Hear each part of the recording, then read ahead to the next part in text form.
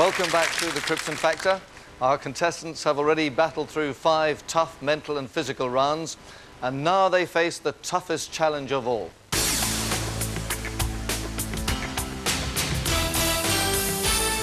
The brand new Krypton Factor Super Round tests every aspect of our contestants' physical and mental ability. Starting with a 50-foot parachute jump off the Krypton Mountain, they then enter the cryptic rings, a complex maze testing memory and interpretation. Only by correctly remembering a 5-digit code will our contestants find the quick route out of the rings and collect their key code for the computer challenge. This next task, coupled with the laser matrix, tests physical and mental agility. After logging into the computer, the contestants must attempt to crack the letter code and work out 4 passwords. Only then can they cross the laser matrix.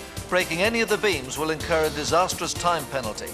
Next, the huge response revolve, where 6 battens must be removed by reacting to the light sequence which releases them. Finally, Krypton's own Everest. Constructing the ladder comes first, followed by a sheer ascent and a race to the top. Contestants, take your places.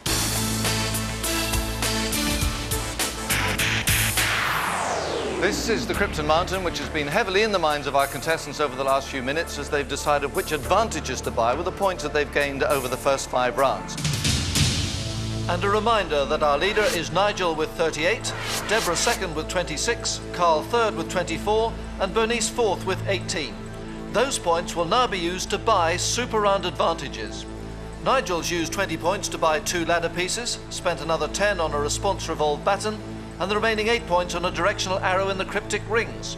Deborah, worried by the mountain, spent 20 points on ladder pieces and then 6 points on an arrow. Carl's chosen a batten from the revolve plus 1 ladder piece.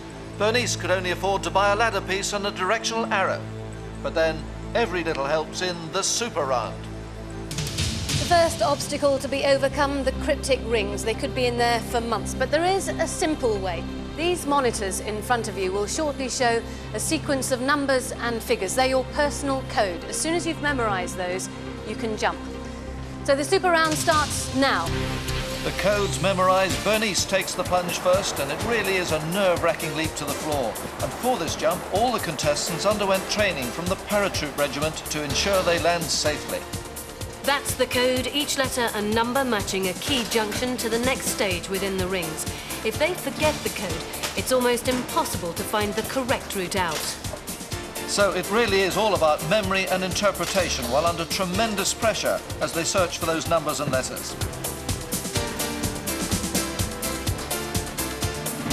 Carl's taken a wrong turning and he's going to have to go back on himself. But the race is really on now. Bernice has found her final indicator. That directional arrow advantage really worked for her. Nigel not far behind. He really seems to be on his way now. But Carl and Deborah are losing ground. Bernice has logged in at the computer. Up comes the word music. Now she has to recreate that word in the box below, but there is a catch. The normal letters don't correspond. You have to crack the code. And she has. But what is that code?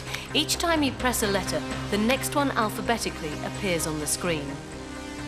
Deborah here, and that second letter's wrong. She needs to type in a T to get that U.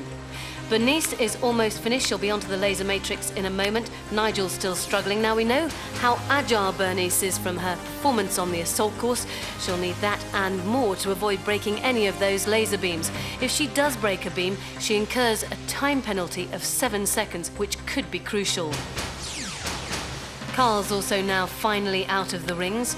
Deborah's making easy work of the codes, but Nigel is still having problems. He's losing a lot of time here.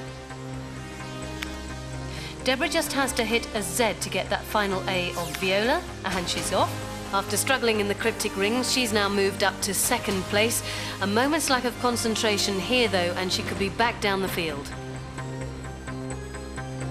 Bernice has built up a really good lead, and she is the first to attempt to remove the 6 battens from the response revolve. And at last, Nigel's beaten the computer, although he is now down to 3rd place. And Deborah quickly learning that the revolve is as much about balance as response. Carl almost out of it now. Timing is everything in this task. Those battens can only be removed when the adjacent light comes on, so the contestants need to quickly learn the sequence. Now, has Bernice built up a strong enough lead? This is where Nigel's advantages can work for him. Remember, he only has to collect 5 battens, the others have to get 6. Now this is Nigel, he's already collected 3 battens, so he only needs 2 more. He's pulled ahead of Deborah, who has collected 2.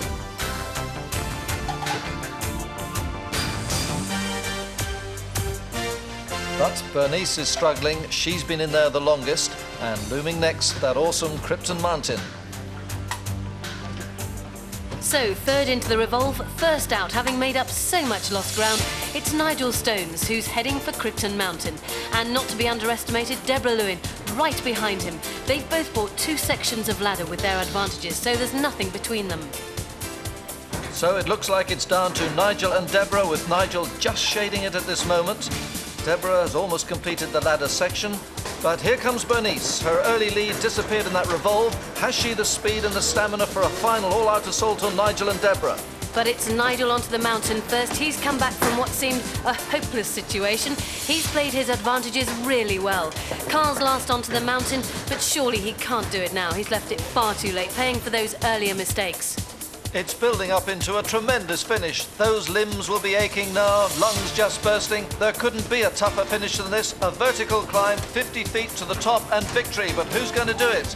This is Bernice. It's been a really good comeback by her. She's giving everything, clawing her way up with tremendous power and determination and showing great technique as well. Carl's begun his climb too.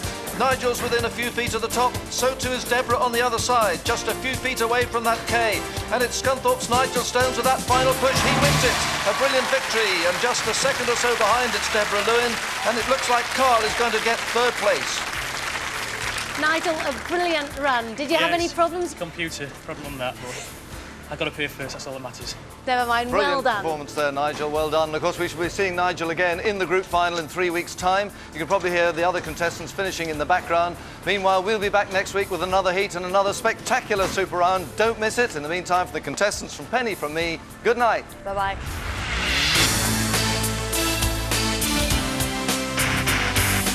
Lock down your telly, Jeff Hardy always has me hooked. Catch up with TNA Impact Wrestling tonight at 10 p.m. on Challenge. And boom! For more high-flying action, don't miss new TNA Explosion tomorrow at 11 p.m. on Challenge.